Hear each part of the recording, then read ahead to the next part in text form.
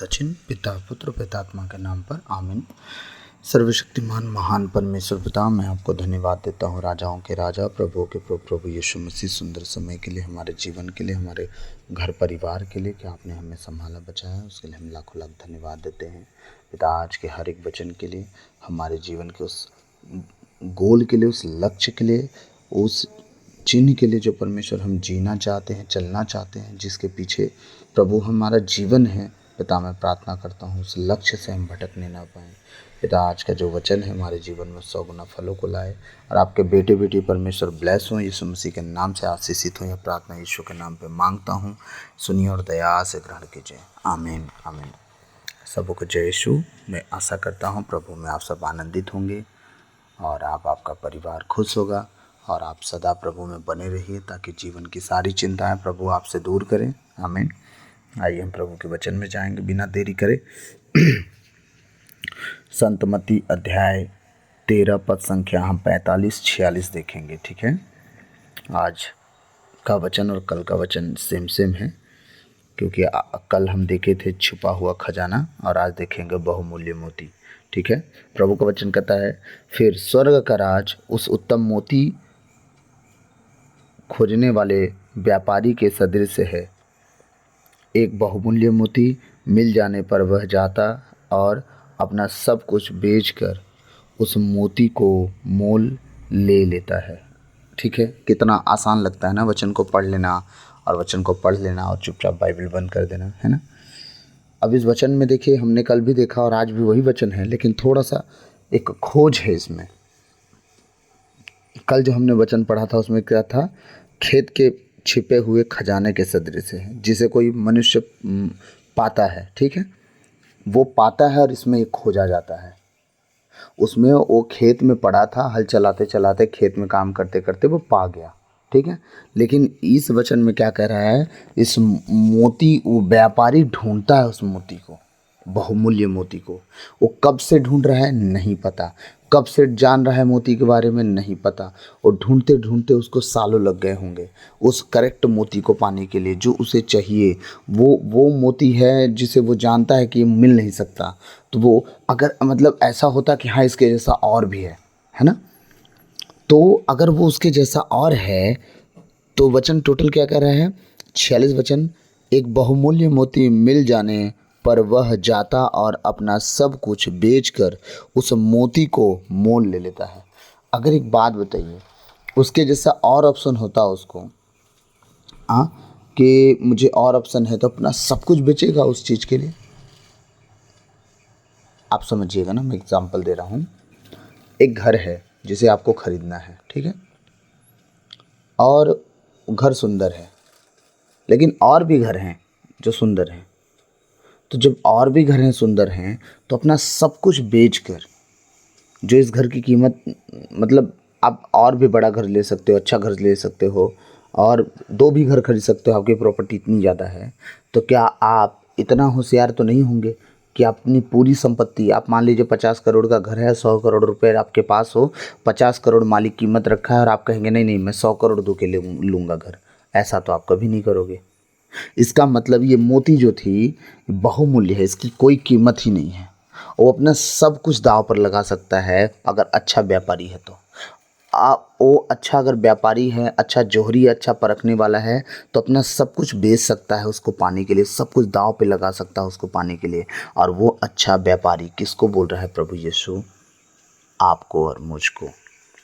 अगर सच में स्वर्गराज के आप खोजी हो, अगर स्वर्ग राज को आप पाने वाले व्यक्ति बनना चाहते हो, या पा रहे हो, या पा गए हो, या जान चुके हो, इसका मतलब उनका कहना ये है, वो मोती, वो स्वर्ग राज पाने की चाबी, ठीक है, अगर आपको मिल चुकी है, आप वचन से पा चुके हैं कि हाँ उद्धार हमारे प्रभु यीशु मसीह के द्वारा ही है, अगर सच में आप जान चुके हैं, मैं एक बात बोलूं, आप सब कुछ साइड में रखिए।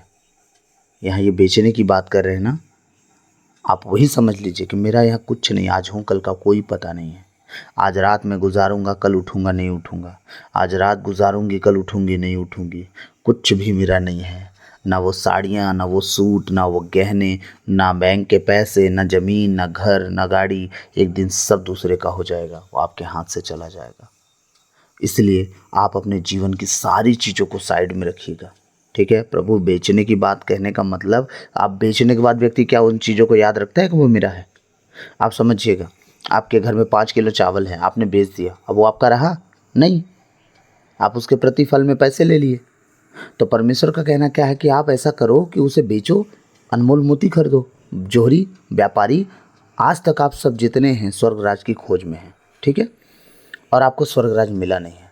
और आज स्वर्ग राज की बातें चल रही हैं कि स्वर्ग राज बाइबल पढ़ने से, संगति करने से, आराधना करने से, प्रार्थना करने से, अकेले रहने से आप स्वर्ग राज पा सकते हैं, संसार की बातों से दूर रह के। तो आप एक काम करो, चुपचाप इन बातों को अमल करो और प्रभु के पीछे चलो। प्रभु आपको स्वर्ग राज क्यों नहीं देंगे? जरूर देंगे। हालेलुया। तो जब वो जोहरी, वो सुनार, वो परखने वाला जो मोतियों को परखता है, वो व्यक्ति इतने समय से खोज रहा है, वचन कह रहा है फिर स्वर्ग का राज उस उत्तम मोती खोजने वाले व्यापारी के सदृश है। उत्तम मोती खोजने वाले, ठीक है, व्यापारी के सदृश है। आप सब खोज रहे हैं, आज कब से खोज रहे हैं? बाइबल घर पे रखे हैं लेकिन आप खोज ही रहे हैं। आप मुक्ति का सुसमाचार हर संडे सुबह सुनते हैं लेकिन अभी तक आप खोज ही रहे हैं। आप यूट्यूब पे वचन सुनते हैं, आप अभी तक स्वर्ग राज खोज ही रहे हैं। आपको स्वर्ग राज के बारे में कब का बता दिया गया है, स्वर्ग राज कहाँ से मिलेगा, लेकिन आप अभी तक खोज ही रहे हैं। वो व्यापारी तो पा गया, मैं तो पा गया, ठीक है, जो खोजने वाले हैं वो तो पा गए। आप अपने आप में झांक के देखिए, क्या आप स्वर्ग राज पाए? क्या आप यीशु मसीह को, उस राज को पाए जो उसने देने का वादा किया है? क्या सच में आप सब कुछ छोड़ के यीशु मसीह के पीछे लगे? हाँ, प्रभु का वचन भी कहता है ऐसा कोई नहीं है जो मैं सब कुछ मेरे पीछे छोड़ के लगे और 100 गुना ना पाए। तो क्या आप उस 100 गुना पाने की आशा कभी किए? तो ब्रदर क्या करे, बच्चे छोड़ दें, शादी किए हैं तो प्रभु ने कहा आपको कि अपने शादी करो, बच्चे छोड़ दो? उसने तो ये कहा जो शादी नहीं करे वो ज़्यादा अच्छा है, पौलुस यही कहता ना। लेकिन जो शादी के बिना ना रह पाए वो शादी करे, लेकिन तुम पाप ना करो, शादी करके ज़िंदगी मत गवा लो, प्रभु के साथ जीवन गुजारो। जब चेलों को कहा गया तुम मेरे पीछे हो लो, उन्होंने एक बार सवाल ना किया, प्रभु हम घर से आते हैं, बीवी बच्चों को कुछ बता के आ जाते हैं, आप ये मत कह देना उनके बच्चे अब भी नहीं थे, गलती से भी, क्योंकि पेतरुस की सास थी और बुखार में थी, यीशु मसीह उसे चंगा किए थे, तो भूलिएगा नहीं उनका अपना खुद का परिवार था। हाँ, इसका मतलब यीशु मसीह जब बुलाए तो पीछे मुड़ के नहीं देखना है। उसका कहने का मतलब ये नहीं था कि परिवार छोड़ दो आप, लेकिन यीशु मसीह के साथ जीना मत छोड़ो। परिस्थिति कुछ भी हो, यीशु मसीह आपका उपाय करेंगे। उसके साथ जीने वाला, उसके साथ चलने वाला, उसके साथ उठने बैठने वाला कभी निराश उदास नहीं होता है। वो सदा सर्वदा ऊंचा उठाता है और आगे बढ़ाता है, ऐसा प्रभु है।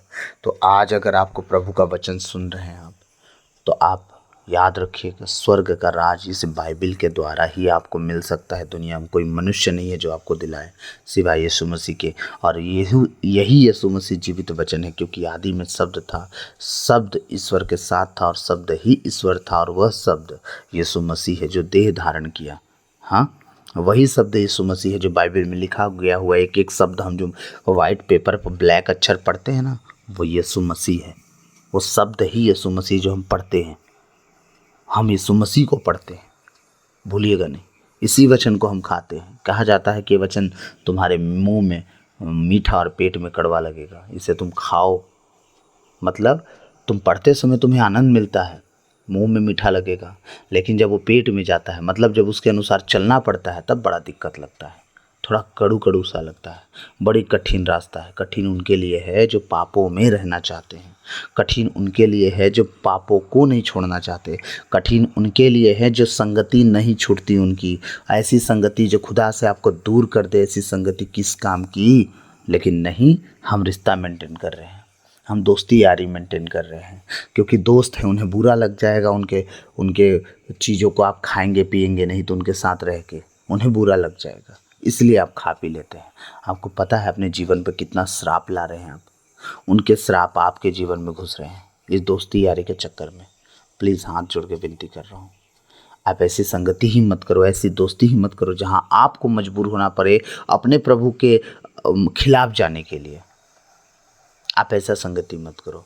आप ऐसी संगति करो कि लोग आपके प्रभु को एक्सेप्ट करें। ना करें तो भैया बोलो, आप अपना देखो, हम अपना देखें। दोस्ती बनी है ना आपके खाने पीने में हम, ना हमारे खाने पीने में आप, क्योंकि प्रभु ने कहा है ऐसे लोगों के साथ उठना बैठना तो छोड़ो, खाना तक मत खाना जो व्यभिचारी नशेड़ी हो। हालेलुया। बातचीत करो अलग बात है, लेकिन उनके साथ उठना बैठना, खाना पीना, दोस्ती यारी नहीं, दूर दूर। आज हमारे ईसाई भाई बहन लोग ऐसी संगति कर करके खुद को बर्बाद कर दिए। कभी वो पलट के नहीं झाँके, अपने जीवन को अंदर से कभी बैठ के नहीं झाँके क्या सच में हमारा जीवन ऐसा होना चाहिए कि हम ज़बरदस्ती का जिए जा रहे हैं। मैं सच कहता हूँ, उस दिन यीशु मसीह के सामने आप खड़े होने लायक भी नहीं बचेंगे अगर ऐसा ही जीवन जिए तो इसी मोती की तरह, जिस तरह वो व्यापारी उस मोती को पाने के लिए एड़ी चोटी एक कर दिया और जब पा गया पूरी प्रॉपर्टी बेच दिया, वो तब से खोज रहा था।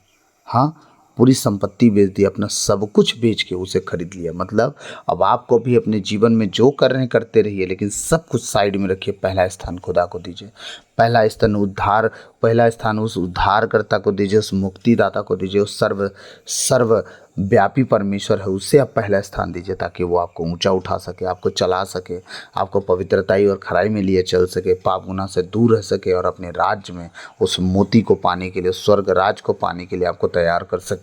और अपने आप को परमेश्वर के हाथ में छोड़िए और होने दीजिए अपने आप को उसके अनुसार, ढलने दीजिए अपने आप को उसके अनुसार। जिस तरह मिट्टी को कुम्हार लेता है, उसे खूब कूचता है, मिट्टी हाथ से पैर से पानी डाल डाल के सॉफ्ट बनाता है, चाक के ऊपर रखता है, फिर उसे आकार देता है। आप भी ठोस नहीं नम्र मिट्टी बनिए, ताकि परमेश्वर आपको कोई आकार दे सके और उस आकार के अनुसार आप किसी के मुंह लगाने वाले पात्र बने। अब वो किसी खुदा खुद हो, आपको कह सके कि हाँ ये मेरा बेटा और मेरी बेटी है, ये मेरी रचना है, मैंने इसे बनाया, किसी और ने इसे नहीं बनाया। मैं आशा करता हूँ आप सब बात मेरी समझे होंगे कि आपका कोई दुनिया का चीज़ खोज काम में नहीं आएगा, एक दिन सब चला जाएगा। तो ब्रदर क्या काम धंधा ना करें, मैंने मना किया क्या? आप 24 घंटे काम नहीं करते। आप याद करिएगा, आप जितने घंटे ड्यूटी करते हैं, जब घर आते हैं, अगर कोई घर में पार्टी चले तो आप रात भर जग जाओ, आधी रात तक जग जाओ, लेकिन जब प्रार्थना करने की बात आती है तो आप बोलते हो हम थक गए। आधा घंटा आपसे प्रार्थना नहीं हो पाती है, आप ना परमेश्वर के सामने ही जवाब दीजिएगा। मेरे से बोलने का क्या फ़ायदा, फादर से बोलने का क्या फ़ायदा? कोई फ़ायदा नहीं। यीशु मसीह के सामने क्या आप बोल के निकल लेंगे कि प्रभु हम तो थक जाते थे काम करके, इसलिए प्रार्थना नहीं किए। संडे के दिन बहुतों की छुट्टी होती है, वो अपने काम में इतना व्यस्त होते हैं, खुदा को समय नहीं देते। परमेश्वर कितना आपसे खुश होगा। तो ब्रदर घर का काम कौन करेगा? हाँ, यही बहाना बच गया है। घर के काम आप बैठ के सोच लेना, आपके बिना भी हो सकता है। घर का एक सदस्य तो कम से कम प्रार्थना दुआ कर ले। पति काम करे तो पत्नी कर ले, पत्नी काम करे तो पति कर ले, अगर दोनों काम कर रहे तो बच्चे कर ले प्रार्थना। कोई तो करो काम, कोई तो करो प्रार्थना, लेकिन प्रार्थना नहीं होगा। एक्सक्यूज सबके पास, बहाने सबके पास हैं, तो आप करते रहिए बहाने। लेकिन मुझे तो अनमोल मोती मिल गई है, मैंने अपना सब कुछ दांव पे लगाया है और उसे लिया है। और मैं सच कह रहा हूँ, अपने यीशु मसीह को नहीं छोड़ूंगा, दुनिया छूट जाए मेरे लिए कोई फ़र्क नहीं पड़ता। ना रहे कुछ मेरे पास मंजूर है। प्रभु ने खुद रोमियो 8:35 में जो कहा है ना, आप पढ़िएगा, ठीक है? मैं क्यों बताऊं, आप भी पढ़िए, कुछ तो पढ़िए। रोमियो 8:35 में क्या कहा है?